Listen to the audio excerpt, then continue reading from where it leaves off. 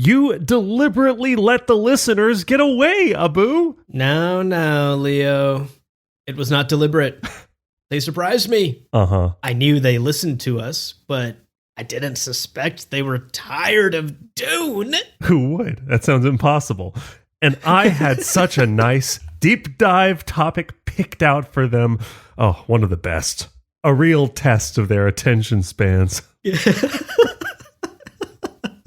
Look, Leo, no use moaning about it. They're where we can't touch them now.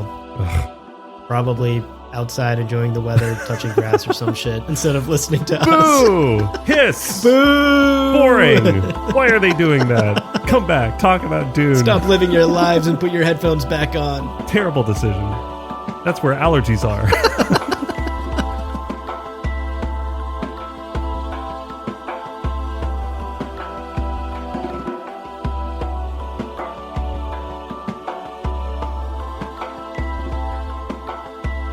Welcome to Gom Jabbar, your guide to the iconic world of Dune. We'll be exploring the themes, philosophies, and characters found in the sandy depths of this vast universe, from Frank Herbert's groundbreaking novels to the adaptations on film and TV. Oh, my name is Leo. And my name's Abu. Oh, and today on the show, we are finishing Chapterhouse Dune, our book club series. Oh, not me already getting teary-eyed. What the fuck? Immediately? Where are my tissues? That's crazy. Wow. Yeah, a lot to say. First of all, what a crazy end to the book. But, okay, wait. Yes. Before we get into it, I want to talk about it so bad. Have I done this before? I can't tell. Okay, before we get too far into it, let's take care of our housekeeping. Spoiler warning, dear listener. We are not going to spoil anything beyond what we're talking about today, which is all of Frank's books. All 6 of Frank's books at this point. Yeah. So if you are good to listen today, you've read all the books. I think that earns you a gold star, maybe? I don't know. That's cool. Good job. Congrats. That's right. You've earned that gold star, folks. You've been on this journey with us to the very end. Yeah. Now, of course, up top, we have to shout out our Kwisatz Haderach level patrons, without whom we truly could not have completed this journey. Very true. Daniel Dion, Seth Redden Greer, Brad Hutchins, Kevin Mahanram, Roger Young. Folks! Yeah. When Leo and I retire to our garden... Yeah. And trim our rose bushes. Yeah, black roses. We want all 5 of you there with us. Cottages, adjacent hours, windows, always open. No That's curtains. Right. Welcome to the commune, the Gom Jabbar commune. Oh, gosh. The Gom Jabbar. That's what it's going to be called. You 5 will get the very first invitations. But of course, this will be an open community. Indeed. And all of our patrons at every level will be invited onto the commune on a rolling basis. You know, we got to figure out how to do resource sharing, and there's some logistics to figure out, but we'll cross that bridge when we get there. All of that is to say we appreciate all of you. Our gratitude is endless to all of our patrons at every level who have always helped make this show possible week in and week out. It's been a long time, and we could not have done it without any of you. So thank you. And hey, listen, as we record this and as this episode will hit the airwaves, new movies coming out, Dune's going to be on people's tongues once again. Another great way to support us is just to tell a friend about us. We really appreciate anyone who's recommended this show to someone else. That's very helpful as well. That's right. When you're touching tongues with your lovers, just mention Dune. You know? Just Dune, by the way. Anyway, back to it.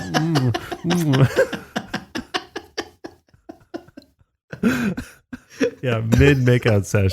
Really the time to bring up your favorite sci-fi series. That's right. Woo! Okay. All right, folks. With housekeeping out of the way. Yeah. My goodness. Here's the game plan for today's episode. Saying this for what might be the last time. You all know the game plan for a book club episode. We will begin with a summary of today's assigned chapters, the final 3 chapters of Chapterhouse Dune. Insane, yeah. Then we will dive into a takeaway later in the episode. And normally we would end on spice morsels, which we've done for years. But considering this is the very last episode of our book club series, today we're going to get introspective. We're going to wrap up today with some closing thoughts and some personal feelings as we look back on the past 5 years of covering Frank's books. Yeah. So all of that and more is coming up after a quick break. This is it, folks. We're in the home stretch. Stick around. We'll be back in a minute. Welcome back, everybody. Oh, I hope you enjoyed your break, and I hope you're ready for our last chapter summaries of Frank Herbert's books. That's crazy to say. Okay, our first of the last chapters today is chapter 46. And we are with Duncan and Shiana as they put on a truly Oscar-worthy performance for the ever-present Big Brother Bene Gesserit commies. This is Big Brother Big Sister. What's that fucking UK reality show where wasn't it called Big Brother? Where they have the cameras on. Yeah, there's a show called Big Brother. Yeah, totally. Yeah, it's like that, but Bene Gesserit are the producers, and they are curious. So Duncan, Shiana, they are putting on their performance because it is time to escape Chapterhouse. And the plan is pretty simple. Shiana is going to gather those who objected to Odrade's plan, right? People with mixed feelings about this new Murbella as Reverend Mother Superior, and who also recognize Shiana's kind of innate power to lead and to be the sort of focal point of a new order. Yeah. They recognize the Missionaria Protectiva potential of Shiana, and they're ready to jump ship. So they find them. They gather them, those Bene Gesserit. Meanwhile, let us not forget Scytale, the rabbi and his people, the captive Futars, and Teg, child Teg. They're all on the fucking ship as well. Let's not forget. Yeah. They're also there. Crazy. I love the throwaway line. They'll just have to trust us, I guess. It's yeah, we are kidnapping all of them, as it turns out. Do they one off? Incredible. Too bad. Now, the various booby traps on the ship, the mines, have been disabled. And once human elements are taken care of, all they have to do is hit that big red "let's get the fuck out of here" button. So the next morning, Duncan wakes up, and he's called to the guard room for a chat with Shiana and their kind of gathered mini scattering of Bene Gesserit, including Garmy, one of the Reverend Mother who had protested during the convocation. And I loved this little detail. I feel like it's so out of nowhere in some ways, but in an Ocean's 11 style move, right? All of the commies on this guard room are showing a simulation of oh my God, all of the Bene Gesserit eating Ritz crackers. They're eating a snack. They're chatting, asking Duncan questions about weapons. Ooh, what does that one do? Oh my God. Yeah. It's got a big sword. That's cool. How long have you used it before? And somehow Belanda and all the archivists are going to be like, yeah, sick. Cool. There they are, just quizzing him on weapons. But when Duncan brings up the implausibility of this being accepted, they point out, we have friends in the archives, people who are going to look the other way and buy us some time, basically. Nevertheless, Duncan's been asked to be here because they have a surprising question for him. Yo, Duncan, kind of the guy who's getting us out of here, the driver of the fucking car. Do you want to stay? Do you want us to leave you behind? Would you prefer to stay with Murbella on Chapterhouse? And Duncan hadn't even fucking considered it. Wow. I thought that was so interesting. Duncan understands how far out of reach Murbella is already for him. Yeah. So for him, it's kind of a no-brainer, but it is interesting that he hadn't even considered that they would ask him. Right. He's so dead set on this course. And to your point, I think he even understands more than Murbella. Totally. That their relationship as it was is over now. Yeah. Murbella is keeping herself busy with work and maybe not facing the facts quite yet. But Duncan doesn't have a whole lot of work left to do anymore, right? And so he can face those facts pretty directly. And I agree. Like, it's interesting that he didn't even consider staying. It seems to me like this is Duncan understanding through maybe an act of grief that he needs to leave. Yeah. That the only way he's going to move on is to leave. If he stays, it's going to be more painful for both of them. Yeah, absolutely. I also think this is something that has been dawning on Duncan for like 15 chapters now. Totally. Like, we have been watching Duncan go through the process of losing Marbella, right? The moments when she started to look like a Reverend Mother and he already felt that kind of pain. And she's going back before she even awoke as a Reverend Mother, going, oh, I can't wait to have their fucking secrets and I'm going to know everything and everything. And Duncan, already in that early stage of mourning, Marbella has only recently gotten to anywhere close to where he was at that time. So for sure, they're in different places. I found it so heartbreaking. The fact that he's like, when can I see you? And she's like, I'm busy, maybe in a few days. And that's like the day before he leaves. Oh, fucking gut punch. Are you kidding me? Yeah. Devastating. Oh my God. To be Marbella, insane. But Duncan, having not even considered staying, doesn't really entertain the idea. And in fact, informs the people giving him the option, like, that's like super stupid, right? And they're like, yeah, fair. That is pretty stupid. My bad, dog. But he's like, yeah, I'm going to join you. And he doesn't hide how sad that makes him, how truly torn up he is losing Marbella. So moments later, I also found this to be crazy pacing. Duncan is like, all right, anyway, I'm going to walk over here, sits down at the console, punch in some commands, boom, ship takes off. There's a shaking, right? Gets off planet. The massive no ship, boom, is in fold space. They're gone. They're out of there. Insane. I love that the actual ship taking off and going to fold space is like a 2-sentence paragraph. Yeah. Frank's so unconcerned with that moment. Yeah, what the fuck? I mean, we get it in 2 chapters, right? Because we get it in the next chapter as well. But the reality of the fact that they're fucking gone. All of these characters are just not on Chapterhouse anymore. Are you kidding me? I think there's something really profound about that. Like, when I moved to France, there is a feeling of incongruity between getting on an airplane, like I have 100 times to go to Europe, and getting on a plane to move to Europe. It feels like it would be different, but it isn't, right? You're just sitting in the chair. You're just eating your fucking peanuts, getting a beer from the flight attendant. Like, it's so normal. So I think there's something, like, there's a piece of that here. It is just as simple as the no ship entering fold space for them to be gone from the known universe forever. There's something kind of like, I think that's kind of the point. And that's why Frank really doesn't dwell on describing this insane, process. Yeah, totally. Now, immediately, their escape is impeded by the elderly couple in their garden. And holy shit, we have so much to talk about when it comes to this fucking couple, Marty and Daniel. And we are going to save that for the takeaway. So stay tuned. We will talk about Marty and Daniel a little bit later. But in short, Duncan perceives not only the couple, but this net that has been cast to catch them or to reroute them or to do something to them.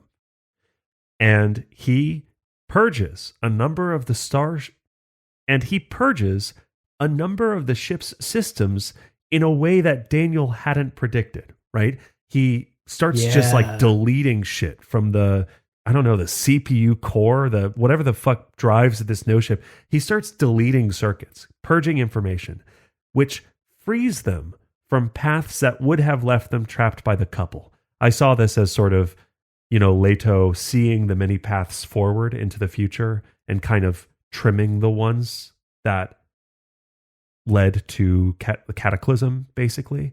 I saw that as something kind of similar here, where Duncan is recognizing what is going to lead to them being trapped and getting rid of those things that will trap them, leaving them free to escape, basically.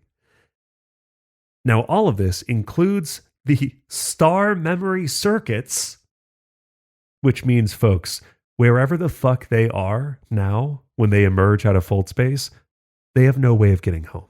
They have no maps to get back to the known universe. If this is making you feel a little bit of panic, oh my God, they've left the fuck and they don't even know how to get back. Yep. That's where Shiana is too. Shiana's like, what are the maps? What the fuck did you do? You deleted the maps. But Duncan points out, no, I'm a mentat. I've got all of that logged in my head. It's fine. But more importantly, he responds. And I think this cuts to the point of what they're doing. He recognizes what they're doing and he makes it clear for everyone in the room. Quote, "We're an unidentifiable ship in an unidentifiable universe. Isn't that what we wanted?" Isn't it indeed? End quote. Isn't it? Oh my God. Woo. And that's the chapter. What a chapter.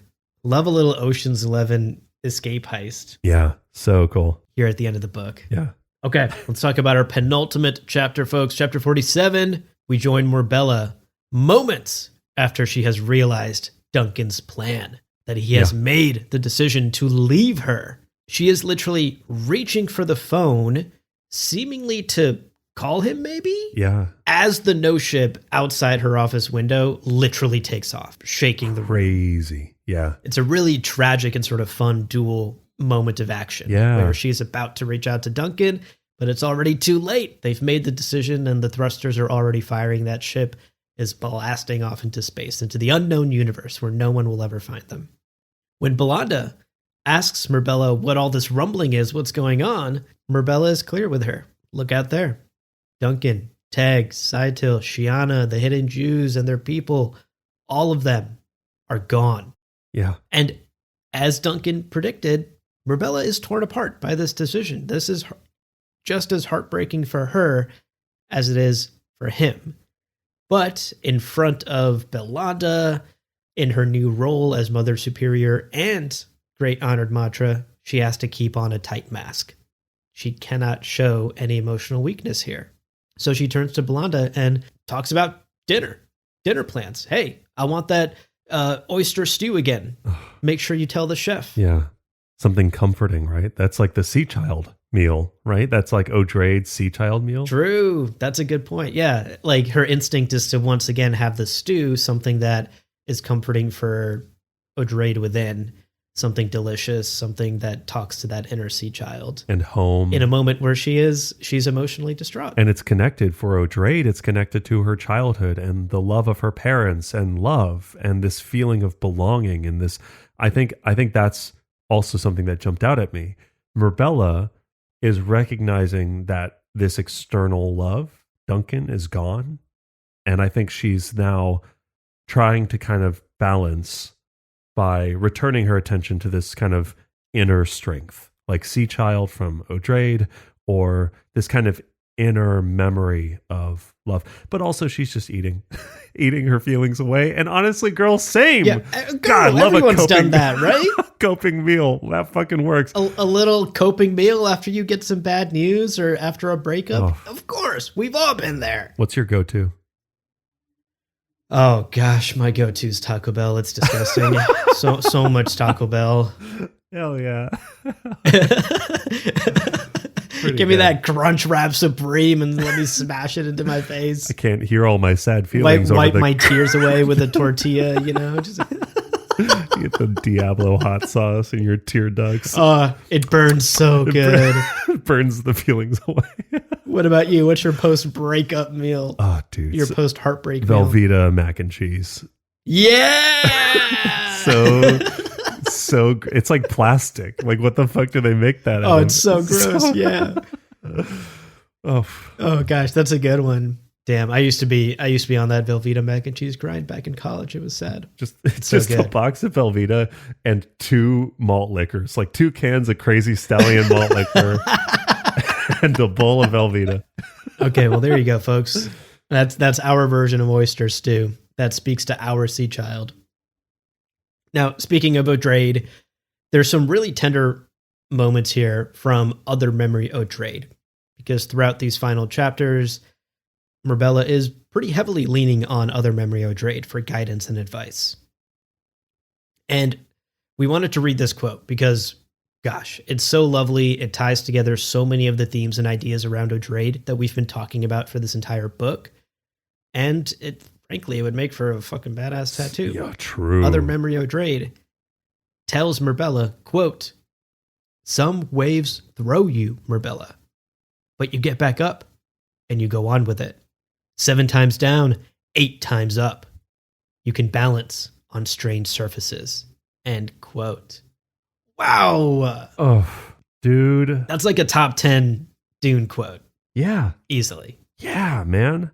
We've talked about some of those things, like the 7 times down, 8 times up. Like that was a Japanese concept. Yeah. And the red doll, right? The red doll that gets knocked over but rights itself. Dorama, I think they're called. But dude, I love that. And the idea of real boats rock and balancing on strange surfaces and all of that shit. Man, so good. It's so good. Really ties together everything that O'Drade's about. Now, in Marbella's shock and in this idle chatter that she's having with Belandar, again, she's keeping that mask on. She's just talking about dinner plans. We also learn, this is hilarious because we were joking about a food fight breaking out in the hall between the Honored Matre and the Bene Gesserit last week. Dude, we fucking called it. We knew that there would be potatoes on the walls, on the windows. We called it. It's not quite to the point of a food fight yet, but we learned from this banter with Belanda that Marbella has been keeping dinner time segregated. Yeah. When she has dinner, it's only with her Honored Matre Council. And then the Bene Gesserit have to have dinner at alternate times. It's hilarious. I mean, like, we are seeing some of the nuts and bolts of this integration. It's not going to go smoothly, right? It's not just going to be day one, we're all shaking hands and learning from each other and everything's wonderful. There are going to be a lot of road bumps and setbacks along the way that Marbella is going to have to navigate. Even stuff as innocuous as when are people going to eat and how do we avoid food fights from breaking out in the kitchen? Dude, yeah. So I found this a really interesting, it's such a minor detail, but it's some of the tiny essential things that Marbella's just going to have to constantly be thinking about in her new role.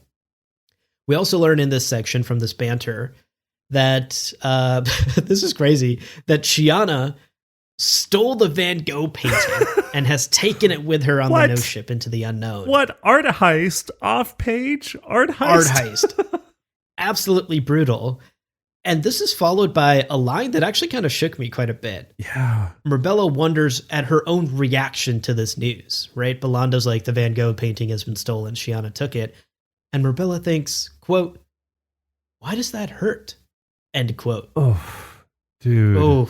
Yeah, man. I wanted to say quickly, the first time I read this, I was like, right, because at this point, Marbella and O'Drade, they are kind of in lockstep. She's got this personality still very close to the front of her mind. She is acting as O'Drade in O'Drade's environment. So Marbella might wonder why her inner O'Drade like flinches at mention of this painting being stolen. That was my first read.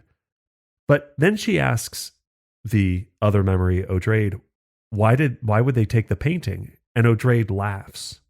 So I think, having read this recently, but I think like now on this reread, I'm realizing it also has to do with this like lengthy multi-leveled deception that Shiana and Duncan pulled off, right? This like shared conspiracy between Duncan, the love of her life, and Shiana, someone who on many levels she felt like she could trust or that she understood. And the fact that Shiana like managed to steal art, do a whole fucking art heist in addition to escaping, just belies how much like was happening under her nose that she didn't know. And I think that there's like an emotional element here too. Duncan, Shiana, that's a great read. These are some of the only fucking people in the universe that Marbella has any connection to other than like, you are now my subordinate, or I have to fucking break you because you're a wild person. Yeah. Like, I don't know if she and Shiana would call each other friends, but like they were allies to a degree, and she loved Duncan, and now she's been betrayed by both of them. It's really, yeah. I thought that line, "Why does that hurt?" is so human. It's so cool. I loved it. I think that's a great read. It just shows that how premeditated this all was too, Yeah. right? This wasn't a brash, random decision from Duncan or from Shiana.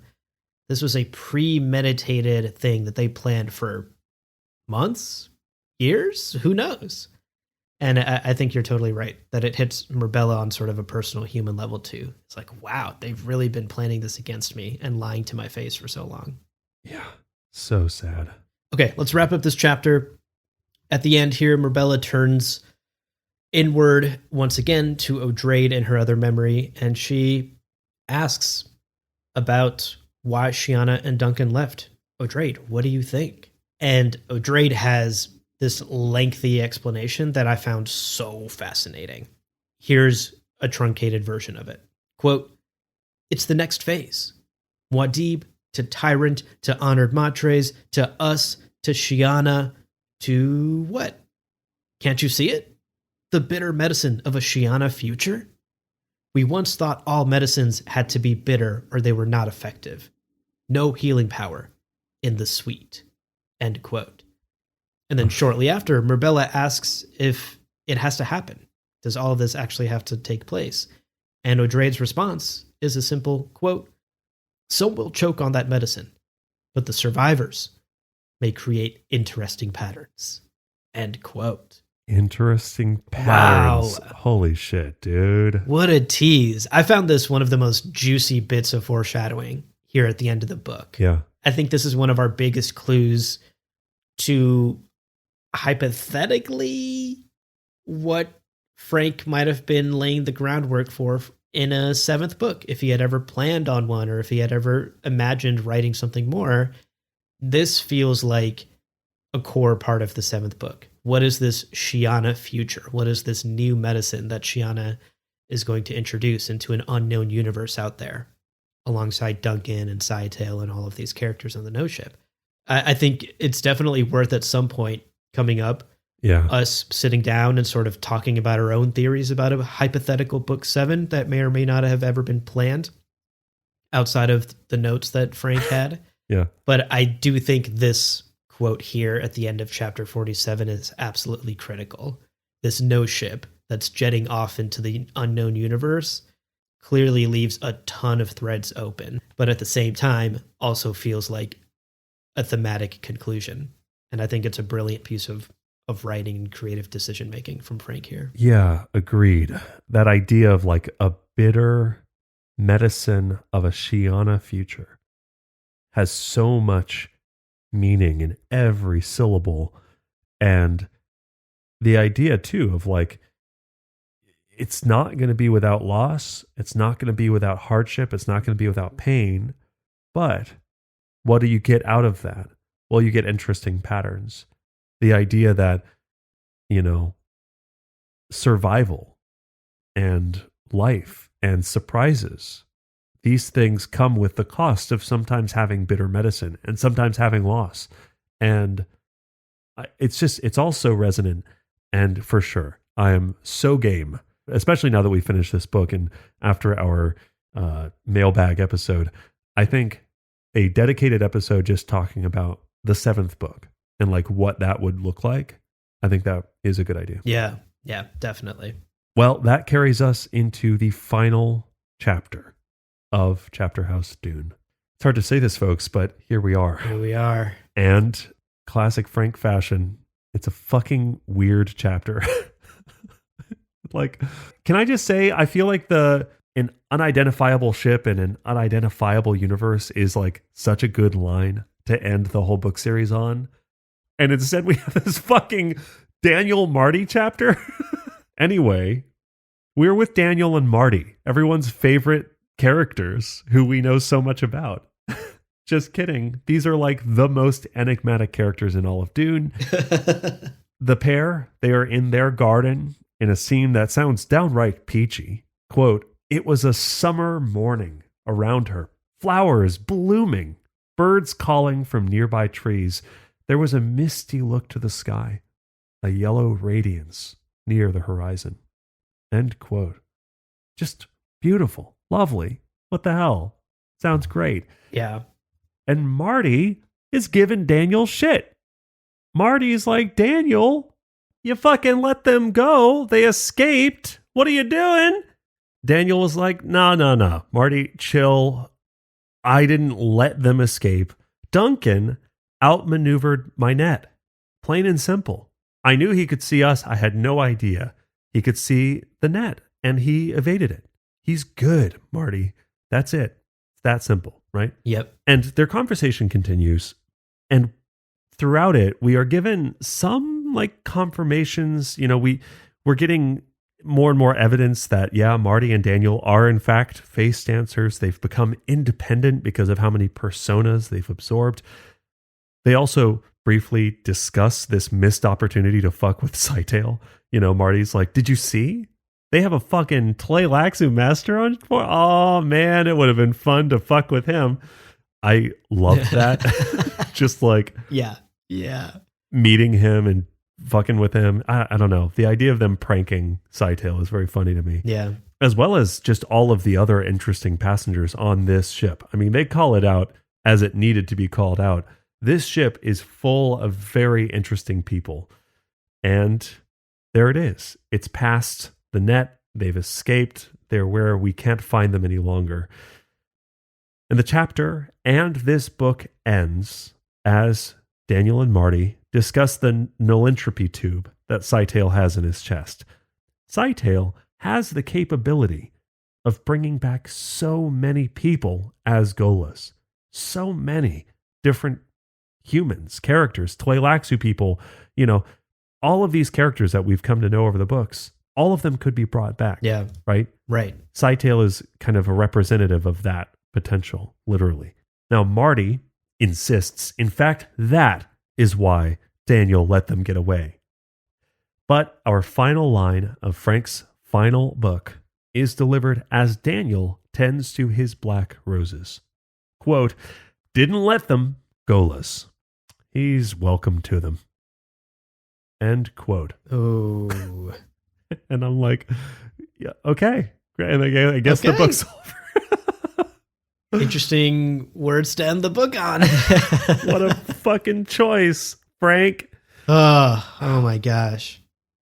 I mean, there's just, I am already like bursting at the seams. There's so much to say about this final chapter that I'm holding tightly to, because that is what our takeaway is going to be about. We're going to go deep on this, but wow. That's it. That's it, folks. Yeah. That is Chapterhouse Dune. That is all 6 books in the Dune saga written by Frank Herbert himself. What a journey. What a journey indeed. From the earliest days of the boy waking to meet Mohaim for his test. What's in the box? Pain. Yeah. All of that. Yep. Through Children of Dune and Dune Messiah, we got to God Emperor of Dune. We did all Heretics. Man, what a fucking journey. But yeah, let's talk about Daniel and Marty right after a quick break. Don't go anywhere, dear listener. When we're back, we're talking about Daniel and Marty.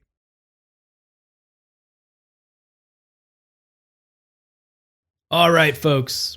Welcome back. Yeah. Let's dive into today's takeaway. The last takeaway of our book club series on Gom Jabbar. Yeah. And this is going to be a big one. Yeah. So for this final takeaway in our final book club episode covering Frank Herbert's books, we're going to try and answer what feels like an impossible question. Who are Daniel and Marty? There are countless theories out there on who these characters are and what they represent and what Frank is trying to say thematically or narratively with this final chapter. Simply Googling Daniel Marty Dune leads you down a rabbit hole of endless forum posts and Reddit threads and tweets. Yo, true. With theories that honestly range from like totally out there and philosophical to like really bland and seemingly incorrect. Just vanilla. Yeah. Like super vanilla and everything in between. Here's what we know for certain. Before we talk about these theories, here is, I think, what we can say for certain without a doubt as facts, capital F facts about Daniel and Marty. We know from this final chapter that these two are independent face dancers who have absorbed an X number of personas over their lifetimes. It's unclear how many, although at one point Marty says they're a dime a dozen, so more than a dozen, I guess. And ingesting these personas has allowed these independent face dancers to break free from Tleilaxu control. Right. I think that is basically all we can claim as indisputable fact about Daniel and Marty. Beyond any of that, we get into the realm of interpretation and speculation and theorizing. Sure, yeah. So to touch on some of the theories out there that make the most sense to us, one of the biggest theories is that folks believe that Daniel and Marty are the quote-unquote ones of many faces. Yeah, these are the sure. great enemy that drove the Honored Matres back into the old empire. These are the great enemy that created the Futars to battle the Honored Matres. Some sort of godlike beings who have these incredible abilities and are toying with humanity and battling the Honored Matres. That's one theory, and it seemingly has some support throughout these last two books. And there's plenty of dots that you could connect that would lead you to this theory. I particularly like this one. Yeah, I think it has a lot of evidence. And I will also say, like, I think that with Tuick, for instance, High Priest Tuick, being a face dancer who got so invested in his role that he became no longer subservient to the Tleilaxu master, right? Yeah. Like that's a good call. In Heretics, an example of the kind of beginning of this idea. And even Tilwith Waff is going, holy fuck, is this possible? So this idea of them becoming the many one faces, biological warfare, futars, all of that fits the pattern of these are Tleilaxu face dancers, and these are the ones who, or perhaps some of the ones who have driven the Honored Matre back. Maybe not these two specifically. Yes. You know, I could believe that Daniel and Marty are just two of maybe, I don't know, the size of the scattering is a little bit hard to fathom. Maybe they're two of 10 million, but like, who knows? I think that Daniel and Marty might not be the ones specifically, but I do think that they are ones with many faces or many faced ones, or whatever they're called. Interesting. Yeah. Yeah. That's interesting. I do think Daniel and Marty are the two. Like the only unique. Yeah. Interesting. They're like the unique example of this outlier face dancers. But again, that's all speculation and theory, right? Like none of this is exactly in the text of the book. Yeah, true. Now, continuing on with our theories, theory number 2 that I think we both really like and feel is particularly solid is that there are folks who believe that this final chapter is almost entirely meta. That these two characters here at the end of the book simply represent Frank Herbert and Beverly Herbert as the creators and caretakers and stewards of this universe that they've created in these 6 books. And this final chapter is perhaps them finally releasing control of their beloved characters. Yeah. That resonates strongly with me, and we'll dive a little bit deeper into some specific quotes that I think support that. Yeah. We just have to do our due diligence here. We also technically should mention the third interpretation, which of course is Brian Herbert and Kevin J. Anderson's interpretation on Daniel and Marty as the thinking machines Erasmus and Omnius. Neither of those two thinking machines never actually existed in Frank Herbert's own books. They are Brian and Kevin creations. So that's a theory that we don't particularly subscribe to, but we should at least mention it. And to nip some of the comments that we're going to get in the bud right away, we do plan on covering the last 2 books by Brian Herbert and Kevin J. Anderson that technically, like, quote unquote, finish out this series that are based off of notes that Frank Herbert allegedly left behind. But for today's conversation, we are not going to factor in those last 2 books. We're going to set aside this thinking machine, Erasmus, Omnius, Brian Herbert stuff and focus on the actual text of the books that Frank Herbert wrote, and in particular break down the text of this final chapter. I just want to say for like 10 seconds, I've been trying to put my head in the space of that makes any fucking sense at all with It any simply of the doesn't. fucking words that are actually said by these characters. They're like, literally, they're like, hey, Daniel, don't you love that we're face dancers? And Marty's like, yeah, we're face dancers. I'm so fucking curious how Brian and Kevin got to that and went, nah, they're robots that we invented. It's like, Yeah. I can't It's even fucking fathom, dude. So we'll talk about hunters and sandworms, and I'll be very interested to see if they try to like bend over backwards into weird ass pretzels to justify that.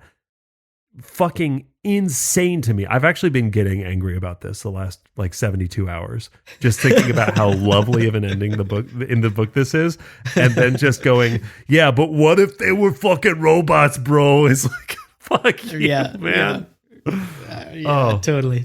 Careful, Leo. Your blood pressure. I know. I said to my wife today, I was like, can you believe it? She was like, I can't believe it. That's how she gets me to stop talking. Oh gosh. Anyway, plenty of more venting about those two books coming up. Yes, we will cover them, but we're going to set all of that aside for today. Yeah. Yeah, we'll get to it. So, okay. Setting all of that fucking bullshit aside, let's talk about the text of this final chapter, and let's talk about some of the things that are revealed. Let's start with this line from a frustrated Marty, who's upset that Duncan escaped. Quote, and I had such a nice planet picked out for them. One of the best. A real test of their abilities. End quote. Okay. Now, I could see this line going one of two ways. I think on one hand, you know, the idea of just these are face dancers who are so technologically advanced that they are kind of really, at this point, they are indistinguishable for us from sort of gods, right? Like they have the ability to peek in on people's lives. Yeah. And, you know, I read this as literally they were going to move the no ship somewhere, right? Like the no ship is in fold space, but it's a no ship. It shouldn't be able to be intercepted this way. And yet there they are. They knew to find it where it was. I almost interpret this as Marty was literally going to put their ship on this planet, maybe disable its systems. Yeah. And then kind of Amtal test them there, right? Like literally just to totally, you know, season 3 of we caught some fucking people in our net. Yeah. And that net imagery is very intentional, right? Like we're catching you in our trap. We're fishing you up in our net and putting you and dumping you on this planet where we want. Like we're tampering with your fate. Yeah. And that to me, like really explains the net imagery that has been talked about in Duncan's visions this whole book. Yeah. Absolutely. I mean, so fascinating. Also to have this delineation between Marty and Daniel and the net that they're weaving. The fact that Daniel is even like, I knew he could see us, but I didn't know he could see our net. Yeah. Also makes it sound like it is this like technology or it's this kind of thing external to them. It's something different than they are. And yet maybe they're using the technology. It's all very interesting. This also works very well, actually, with this is Frank and Beverly looking down on their creations, on these characters that they've been writing, right? Like Marty is saying, yeah, she had plans, a fun plan, this great planet, this, you know, had sketched it all out, the next adventure of this no ship. Like Frank and Beverly, we know through interviews, Frank talked about discussing things with Beverly and brainstorming with her. In his lovely dedication to her at the end of this book, he mentions she gave this book its title. So is it so strange to think that they might have said, oh, it would be fun to send them to that planet, you know? Or, oh, wouldn't it be fun to, you know, that really feels like the authors looking down on their creations going, oh, and I had so many fun adventures planned for them. Damn, you know? Yeah, absolutely. I think this quote could lean either way. It really supports either theory. Yeah. And it's such a rich line as well because it raises so many questions, right? Like, did Leto see Marty and Daniel? Oh my God. Was part of the Golden Path the creation of Duncan, this kind of serial human who, for whatever fucking reason, has the ability to perceive the net and avoid the net, right?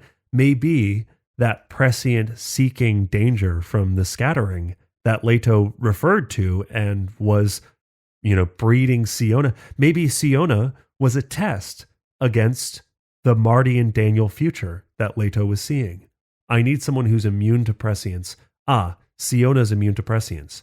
Maybe this is the best shot we have. Plan B, Duncan's got like 1,000 Gola serial lives. Maybe he will also be, a solution to this problem down the road. Yeah, who knows? Also, big question, what the fuck are Marty and Daniel's motivations? Like, I almost, through the tone of their conversation, feel like they're just looking for some entertainment, looking for... They seem bored, right? They seem bored. Like a retired couple. Yeah, just, we want our adventure show to continue, Keep doing fun shit for us so we can enjoy it. And then every time Duncan broke the fourth wall, they were like, stop breaking the fourth wall. Keep having sex with Rebella in the shower. We don't need you to look at us. Stop it. Totally. Oh, it's so interesting. It's so interesting. I hope that for our mailbag episode, people write in their personal theories. And I know that like what you and I say, we often come at this from a place of trying to be comprehensive in a way that I wouldn't be surprised if a lot of people agree with us. Nevertheless, it would be interesting if people disagree or have other ideas that maybe we don't talk about today. Yeah. I think there's a lot more theories out there than just the few that we're going to talk about today, the ones that feel the most solid to us. So I hope that folks share those theories with us, reach out to us with those theories, come to the upcoming live Q&A recording that we'll be hosting on YouTube. Come to that with your theories locked and loaded to throw at us so that we can react to them live. That'll be fun. Yeah, super fun. Okay, another section from this chapter that I want to touch on today in our discussion is Daniel and Marty talking about the Tleilaxu Masters. Because I found this super insightful and also completely confounding. I was like, what the fuck are they talking about? Take this quote from Daniel, for example. This is a quote in response to Marty saying that she would have liked to study another Tleilaxu master, aka Scytale, who's on the no ship. Right. Daniel responds, quote, "Don't see why. Always whistling at us, always making it necessary to stomp them down. I don't like treating masters that way, and you know it. If it weren't for them..." End quote. And then, He trails off. He doesn't finish his train of thought. What do you mean if it weren't for them? Yeah, man. I found this quote tantalizing and so juicy. It's clear that these two have had violence in their past at some point, right? They've had to, quote unquote, stomp down the masters, whatever the fuck that means. It's literally curb stomping them. So what I do is I take the master's teeth and I put them on the curb and then I get behind him. Jesus, Daniel, I know I don't like to do it. But you saw how he was talking. Yeah. It's funny. He's whistling at me. He was whistling at me. I had to do it. Babe. Shit, stop it. Stop whistling at me. So is there actual curb stomping happening? What do you mean stomping down? Right. This hints at a violent past, right? This hints that this two old retired lovely couple is not some these two aren't like pacifists who are outside of the violent means of this universe, They have participated in it. And that obviously raises countless questions. I think it's also clear that they have some sort of ethical system, right? Daniel's like, I don't like it. He feels icky about it. So they aren't this Dr. Manhattan totally removed from humanity, don't feel human emotions anymore types of people. They still clearly have some base of emotions and feelings and ethics and morality about their choices. Yeah. I mean, I saw all of that within the framework of them being face dancers who they are no longer beholden to Tleilaxu masters, but they still recognize where they came from and the kind of culture they came from. And even though they have moved beyond it, the fact that these masters can't recognize a new power structure and force, this violent confrontation being a regrettable, like, oh, they're too stuck in their old ways. And, it's fun to kind of taunt them, but we're not necessarily malicious to the people who gave us life. I think that also makes the quotes about God quite interesting, right? Yes, absolutely. And that's what I was going to get into next. I think there's some direct quotes about God, because I suspect that when Frank wrote this chapter, he was like, people are going to think I'm writing about these like godlike figures who are pulling the strings, and maybe I should address that. So I found this bit of writing from Frank real cheeky.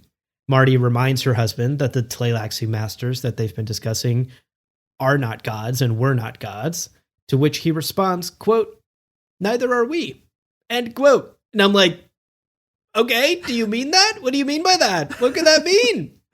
Yeah. Because again, even this like innocuous "neither are we" response could be interpreted in a couple of different ways. This is either Frank directly shooting down any theories that this couple are some like mythical godlike figures, or this is Frank stoking the flames of exactly those theories, that this couple are some sort of new higher form of being that to us mere mortals would actually seem godlike, right? Like, who knows? Yeah. Maybe they don't consider themselves gods, but if they're out here casting nets and changing people's fates, how isn't that essentially our definition of gods? And also, like, if they're saying we are not gods, does that mean they do believe in gods? Like, I think if you ask, oh my God, right? Because like, if you ask like I don't know, like someone who's, I'm basically atheistic, non-theistic. At a certain point, if I got to the technological level where I could fuck with people to the degree that these two could fuck with people, I might be like, well, I'm not God because I don't really believe in God. But I mean, as far as they're concerned, I am a God. Like, I think at a certain point you just have to recognize, like, yeah, compared to that ant, yeah, I've got all the power, So yeah, there's also a question there, right? Like, we're not gods as a reminder, is like, don't get ahead of yourself, or I don't know. I guess there's the two angles, right? Could be the kind of non-theistic, there's no such thing as gods, but it could also be but we still believe in the Islamiyat, and there are gods, and we are not them. I mean, both of those are possible, I guess. Who knows? Again, we're in like pure speculation and theory territory at this point. All we can do is read the words on the page and try to guess at what Frank Herbert meant by them. And of course, Frank is not making this easy, because immediately following this exchange, Marty jokes about what she would have teased Scytale with. And gosh, it's like so on the nose. Marty says, quote, "I was going to say, what did you expect? God himself with a flowing beard?" End quote. What? We're going to tease Scytale about meeting God and that we aren't gods? But I don't know, like there's so much there with like, are these mythical godlike figures? Are they not? They're joking that they're not, but they clearly have powers that seem to hint that they might be. Frank really keeping it vague and open to so many interpretations, really to any interpretations. Yeah. Yeah. And of course, I think like kind of zooming out, looking at this from the meta sense, this whole God conversation also works when you think of this as mere representations of Frank and Beverly, because Frank and Beverly are the authors of this universe. They created it, they reshape it, they nudge it to their whims. And what are authors but gods of their creations, gods of their stories? And also the conversations that Frank and Beverly might have, where talking about these characters over, I mean, this is like 30 years of Frank's life, like 20 years of Frank's life, that he was like writing these characters' lives and like deciding what happens to them in the universe. And the reminders of like, right, but that doesn't make us God, Yeah. Yeah. We could do this for literally years. So for today, let's kind of put our flags in the ground respectively. Okay. And what are our personal theories and interpretations. And I'm going to kick it to you first, Abu. I want you to walk us through where you're at. Are they gods? Are they face dancers? Are they robots that didn't exist literarily until 30 years later that couldn't have been in the notes? Oh, that's the one you like, huh? Yeah. Thought so. God, what a stupid idea. Anyway, yeah. So where are you at? How are you feeling? Well, actually, in sort of our classic Abu and Leo dynamic, I'm going to stick to the meta theory because you're much more prone to the in-universe theorizing, and I know you love a good tinfoil hat theory. And frankly, I don't know in-universe what these characters are. I don't think I can answer that confidently, and I don't have a strong theory outside of agreeing loosely with folks who think that Marty and Daniel are the ones with many faces, the great enemy that scared the honored Matre. To me, the theory that I subscribe to about this final chapter and the end of this book is that this is clearly a chapter that reads as an introspective reflection by Frank Herbert on his relationship with his wife and on his relationship with the story, that the two of them have spent a lifetime crafting together and has come to define their lives. This chapter feels to me like Frank Herbert, in some sense, saying goodbye to the Dune universe, or at least acknowledging on some level that the characters that he created will eventually outlast him. They will escape beyond his control, like Duncan and everyone on the No Ship has, and they'll escape beyond whatever schemes and ideas and narratives and chicken scratch notes he might have written down for them. They will eventually have a life of their own. And I say that because we know that this was near the end of Frank's life.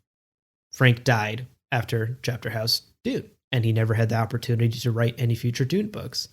And I wonder if here, late in life, after having lost his wife, Frank was beginning to think about his stories through the lens of legacy. What am I leaving behind? What's going to be remembered about my stories? How are they going to be interpreted and reinterpreted by readers for generations to come? What other adventures will these characters that I put on the page go on without me that I won't get to write? I do think here late in life, Frank was asking some of these questions. And this final chapter reads to me like him reflecting on those thoughts. At the same time, I want to give props to Frank. He is a master of his craft. He's an extremely talented author.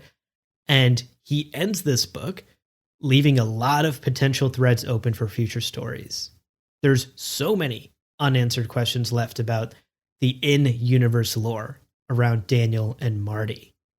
And by taking this eclectic cast of characters on the No Ship to an unknown universe with no way back, he is effectively giving himself a blank slate for any future books, right? He's kind of like, here's a blank check to myself. I can write whatever I want with these characters in the future. Right, yeah. I think that's super smart. It's a way for him to leave possibilities open in case he does come around to writing a seventh book. He can take these characters on any adventure he wants. At the same time, though, I don't think that makes it clear that he was planning a seventh book. In fact, I think this, on many levels, this final chapter feels like closure. I find this quite satisfying as a conclusion to the Dune saga, actually, which I know can be a controversial opinion because so many people think this is a cliffhanger ending and they're hungry for more. I recognize that feeling. I certainly feel it myself. The nerdy, lore-loving side of me desperately wants to know what happens next, desperately wants to get more lore about Daniel and Marty and wants those damn answers. Yeah. But I keep coming back to one of the core messages. I would say one of literally the core pillars that holds up the Dune saga, which is Frank always reminding us to embrace the unknown. Yeah.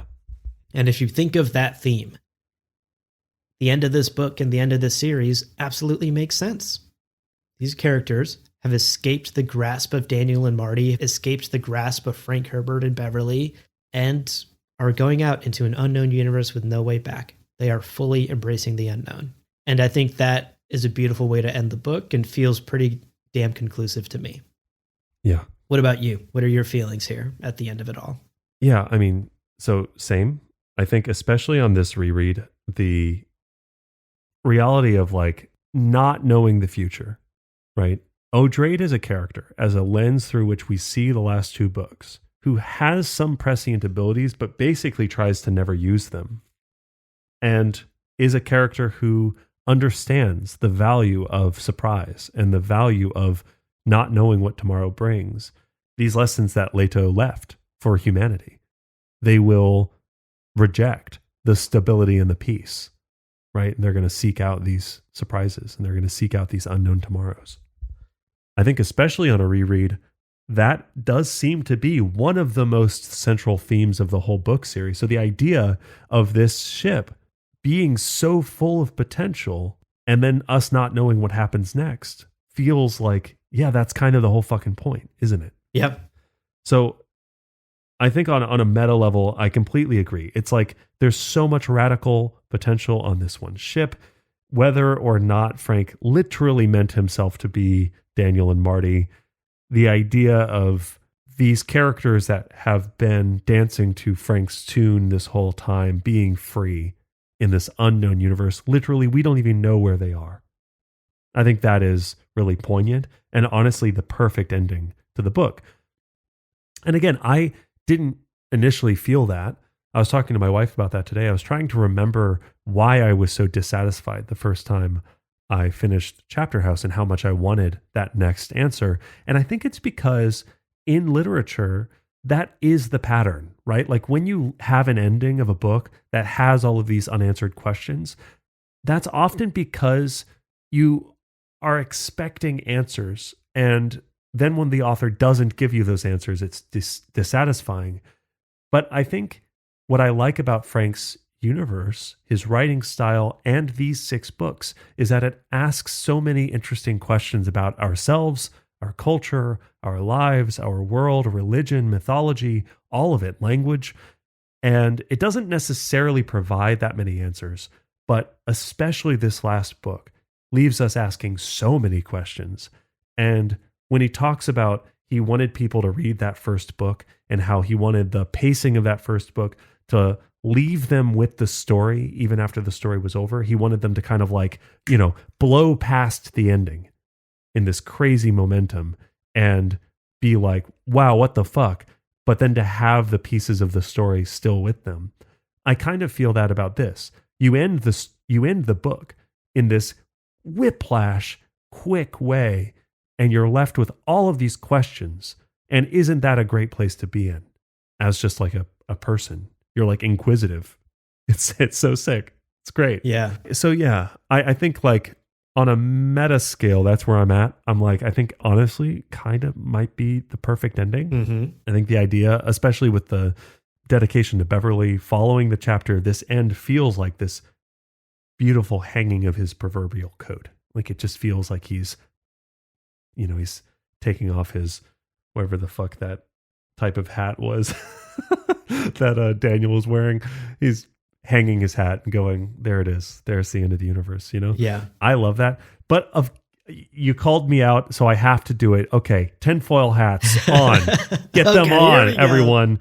Let's go. Listen, I think I am convinced Duncan, Idaho was, if not the most important part of Leto's Golden Path, a very important part of Leto's Golden Path. I think Duncan, Idaho, the raw material of this Gymnasian swordmaster, was one of the most flawed human characters in all of Dune, and he was brought back by the Tleilaxu. Leto too grew up with hate, understood hate, and then decided, I'm going to bring this fucking guy back thousands of times. And eventually, something's going to snap. He's going to have the serial lives. He's going to be the most human to ever live, with all of the fucking abilities, the mentat, the wisdom, he's been an old father. He's been a young buck. He's been it all. This man has lived every life, and he is going to be literally the key, the pilot that evades the net, the key that unlocks that unidentifiable universe I think that makes perfect sense with Leto's understanding of the unknown tomorrow and these kind of broader messages within Dune. I think that is so sick. I also would love to go back because I think Duncan is mentioned to be like one of the best pilots. Look at how Duncan flies, you know, like in the earliest books. So the fact that it is Duncan flying this ship out of the known universe to end the book series feels so fucking relevant. Duncan's obviously the main character of this book series. How did we not notice this? My God. And ultimately, I also, as I was thinking about all this, there's also this element, Duncan, even the Golas without the serial memories, Duncan is still the swordmaster who will do the unexpected, right? Recall, God Emperor of Dune, the face dancer entourage that all disguised themselves as Duncan Idaho, the like 30 Duncan Idahos that were attacking Leto. And what does Duncan do? He strips naked. He just gets naked because he's like, all right, they're all wearing fucking clothes. I'll be naked then. He is the guy who does the unexpected. He understands what people expect and he avoids that. And isn't that the same thing that he's doing here at the end of this book? Stripping the ship of its informational systems, leaving them naked and exposed to the chaos of an unknown future, all in order to fucking dodge, break the ankles on a street side basketball pickup game in Midtown Manhattan. Some fucking face dancers left looking foolish on the TikTok. Hello. Damn, dude. Wrecked. Get wrecked, Unk. You're looking chopped. Chat, are they cooked? Yeah. Yes, they are. Anyway, so you can now remove your tinfoil hats. That's my theory. I think that was great. That was so good. Thanks, dude. Yeah, it's fun. It's great. Regardless, we're left with the book. We have these interviews with Frank too, where he talks about. We'll get into this in our standalone episode about the 7th book. But like knowing Frank, I think I don't know. I feel like this is the end of the series, and I feel like it's a good end to the series.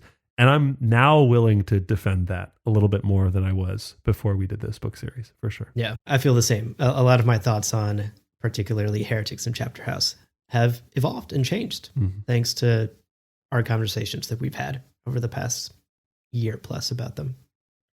But that's our takeaway today, folks. A look at Daniel and Marty, a look at some of the theories that we believe have the strongest foundations and hold up the most, and our own thoughts on what Daniel and Marty and what this final chapter represents, not only for this book, but for the entire Dune saga. Let's take another quick break. Yeah.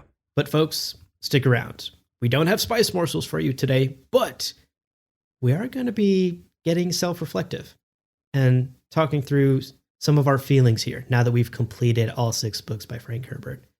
So stick around for that. We'll see you in a minute.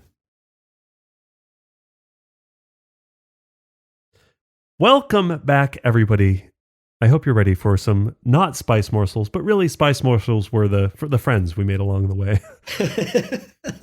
Yeah, let's talk now about where we're at. I mean, it's weird because I think you were right. Your instinct was right. Sticking to the standard structure of this episode felt weird because I think this is in many ways the arrival that we've talked about in abstract for over 5 years, but something that has been very hard to picture, and yet here we are in the midst of it. So how are you feeling? How are you doing, Abu? Gosh, that is such a tough question. I was really sitting down with the script yesterday trying to type out my thoughts, and I was having a tough time articulating them. Because as you stated, Leo, reaching this point, this end point, having covered all 6 books by Frank Herbert, always felt like a future thing, right? It was like, yeah, that's some hypothetical far future point that we'll reach someday. And now it's today. It feels a bit surreal. Yeah. That hypothetical far future point is today. It's right now. It's us recording this final episode. And really trying to sit with my feelings, which is uncomfortable for me, as many of you will have picked up on over the many years of this show. You know. I'm working on it, okay? I'm talking to my therapist about it. Trying to really sit with my feelings and put words to them. Yeah. I think my first and strongest feeling is one of gratitude. The past 6 years of making this podcast and exploring these stories in depth with you in particular, Leo, week in and week out, building this nerdy little community, finding our nerdy little nook of the internet. It's all been so different than what I had imagined, but also it's been so much more than what I could have hoped for. Personally, I've said this before on the show, but I have personally grown so much from making this podcast. And I mean that personally as a human being, but also professionally in my career. I've learned so much from making this. And looking back, I can say with absolute certainty, without a doubt in my mind, that Gom Jabbar has changed my life. I would not be the same person I am today. Yeah, same. Without Gom Jabbar. And I think that feels special and kind of wild to say, looking back. Thinking in particular about Dune and how my relationship to Dune has evolved, I've said before that I've loved Dune since I first picked it up as a teenager and read that first book. But I think what these last 6 years have shown me is that teenage Abu barely scratched the surface of this story. And in fact, adult Abu, who reread the stories and reread the entire saga, barely scratched the surface. It wasn't until you and I got in depth, exploring these books chapter by chapter, taking into account the Dune Encyclopedia, really analyzing the themes and messages of Frank's story, that I've come to truly appreciate what Frank Herbert created. The depth of these stories feels almost limitless and feels like nothing I've experienced in my life outside of something like Lord of the Rings, which is almost in its own category, right? Yeah. I think I've come to appreciate Frank Herbert himself. He was such a brilliant and complicated and, yes, sometimes problematic author, but he was somebody who had big ideas and wild ideas and weird ideas, and all of that shined through in his words, shined through in these stories. And I think that's something special. I think as an artist, as a storyteller, that's the best you can hope for. And I think Frank Herbert did it. And so as we wrap up this sixth book and kind of looking back, I will say my feelings on Dune have evolved. I think I have always been too harsh on these latter two books, on Heretics and Chapterhouse. And while I haven't done a full 180, I'm not some sort of champion of these books now. Sure. I still think they have their problems. They'll never be my favorites in the saga. But I have really come around to them. I think there are some brilliant morsels of genius hidden within these last two books. And I think there's a lot of value here for folks who power through, read all 6 books, really dive into Frank Herbert's saga, and take these books seriously. Really look at them analytically and critically. So, I don't know. Those are some of my thoughts that I jotted down and wanted to share as we wrap up here. I think ultimately, like here at the end of the book club series, now that we're done with Frank's stories, at least, I think the other big feeling that's coming up for me is pride. I'm really proud of what we've created, Leo. Yeah. I hope that these conversations that we've had, these hours of tape that we've now put out into the world, I hope they exist for many, many years to come. I hope people stumble across them for many, many years to come. And I hope that they continue to help guide people through Frank Herbert's stories, to continue to give people a deeper appreciation of a thing you and I love so much and that has become so meaningful in our lives over these last few years. I will say, I think when we set out, young baby-faced Abu and Leo 6 years ago, we sat down and we were like, this is what we want this show to be, and these are our hopes and dreams. Yeah. That's kind of been our goal from day one. Yeah. Is to celebrate these stories, to guide people through these stories, to look at them analytically, deeply, in a way that no one has. And I think here, as we close the last chapter of the last book. I'm proud to say that I think we did just that. Well said. Whew. Yeah. What about you? How are you feeling? Where's your head and heart at? I'm good. Yeah. Oh, you're good. You're good. Cool. Yeah. You know what? Let's go get some Velveeta mac and cheese. Okay, let's go get a Crunchwrap Supreme and let's maybe two or celebrate. three. Yeah, 2 or 3 Crunchwrap Supreme. Yeah. Yeah, dude. I mean, +1 thumbs up to all of that for sure. No, it's definitely an emotional moment. I think here, let me just crack open this non-alcoholic beer. Okay. I turned 36 pretty recently, and it's wild to think that for like a sixth of my life, I've been picking through the pages of Frank's books, as part of this book club. It's such a significant chunk of our lives.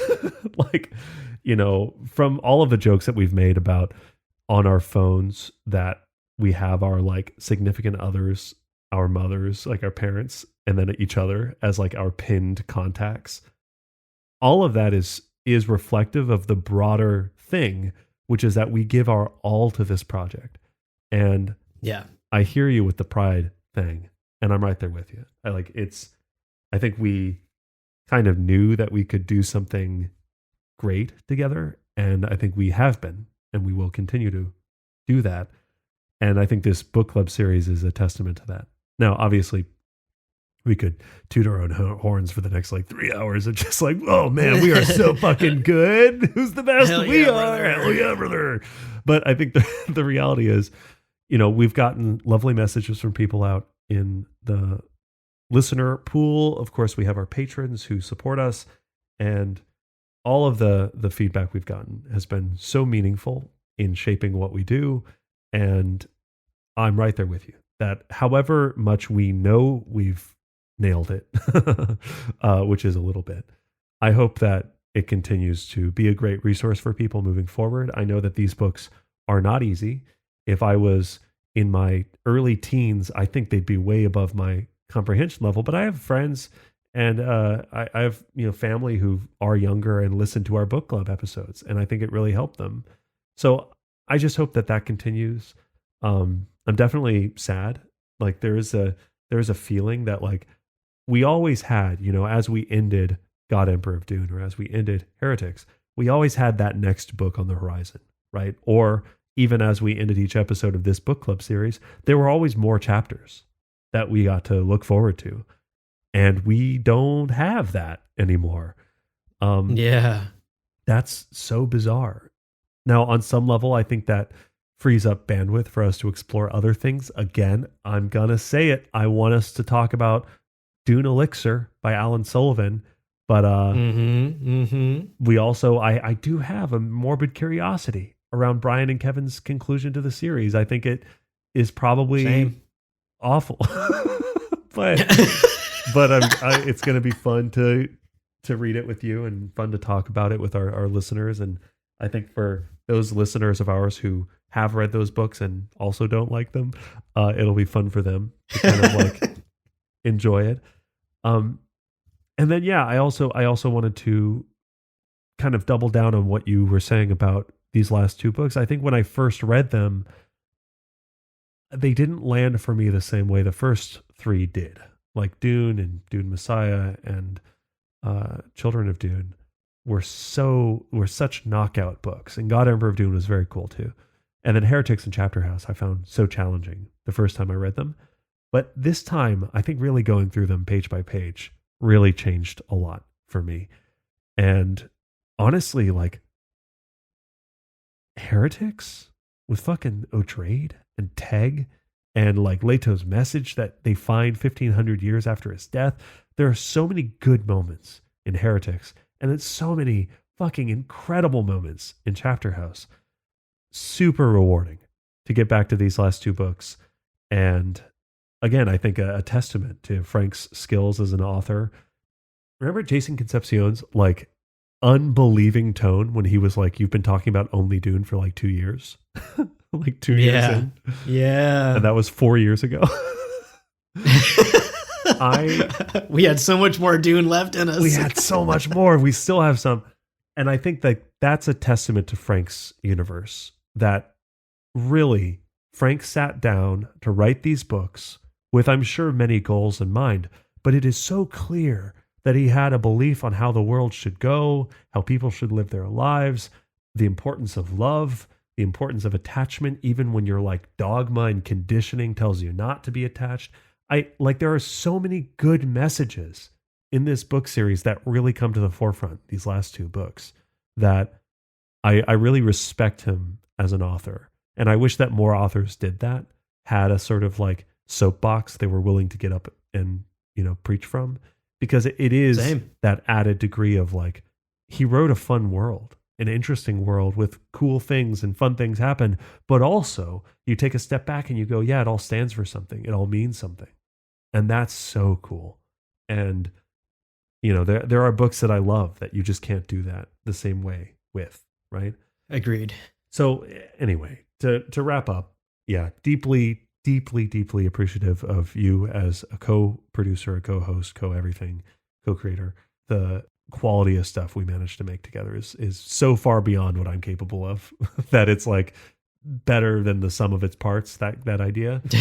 I agree. And to our listeners, like, if you're hearing this, dude, thank you. Like, my life is also very different. We started this podcast. I sat down to read Dune in a park in Brooklyn, and now I live in the south of France. And the support of our patrons and this podcast and this project and what we have planned, it's what has made in some ways my life possible.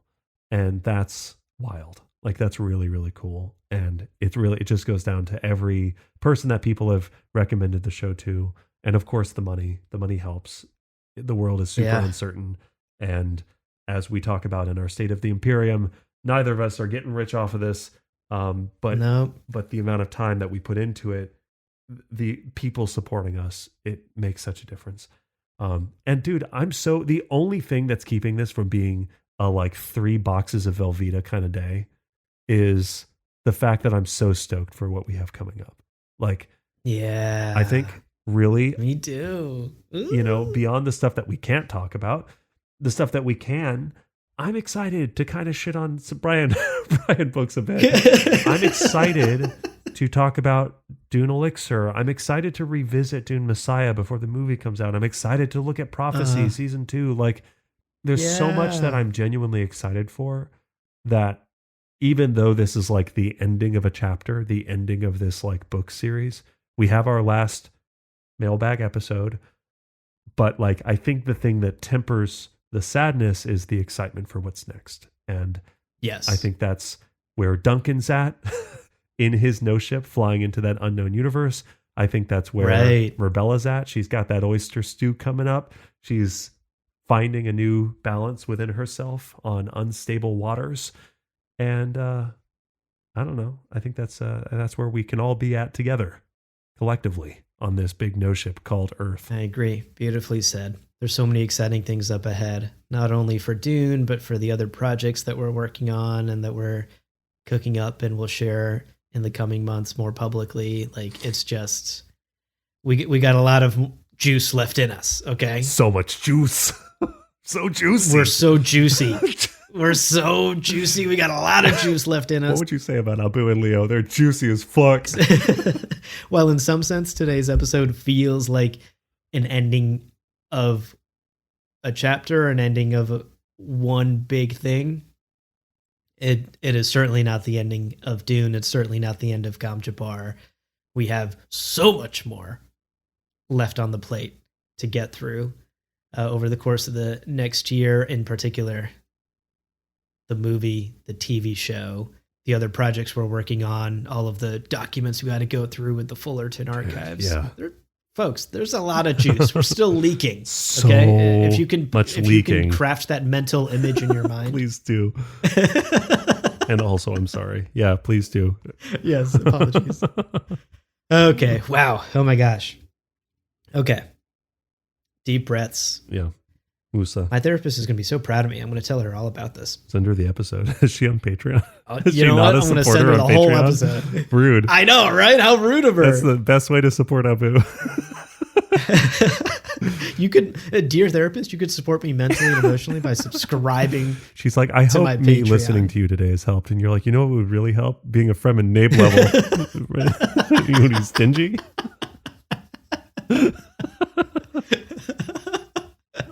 All right. Here's what's coming up next as far as Chapterhouse Dune goes. Yeah. When we finish a book, we like to have a big mailbag episode. Mm-hmm. And that's exactly what we're going to do. So coming up, we are going to have a live mailbag episode over on YouTube. If you are a patron, you'll get the link in Discord, you'll get the link on Patreon, and you'll be able to join us during that live Q&A session, that live recording, where we are going to be answering any and all questions, right? We've finished all 6 books. No holds barred. The shackles are off. No holds barred. Like any and all questions about Dune, about Chapterhouse Dune, about your theories about book 7. Send all of that our way. Mm-hmm. Email it to us. Drop it in the Discord. Join us in the live chat on YouTube during the recording and drop your questions and comments and thoughts along with us. It should be a really fun time. We did this for Heretics. We did this for God Emperor, and it's always a blast. So we hope you're looking forward to that. And this is a reminder that now is the time to get your questions sent to us so that we can be prepared for that mailbag episode coming up. Yes, please do. It makes all the difference in the world when we have fun things to talk through together. Now, before we let you go, dear listener, one last time, we want to remind you of some ways to support the show and keep in touch with us. And of course, the 2 best ways is, one, to become a patron, early access to, the book club episodes we might not be doing anymore.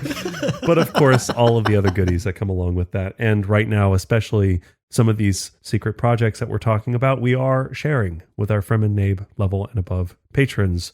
So check that out. It really does make all the difference in the world for us. And the other way to support us is to check out our merch store, gomjabar.shop.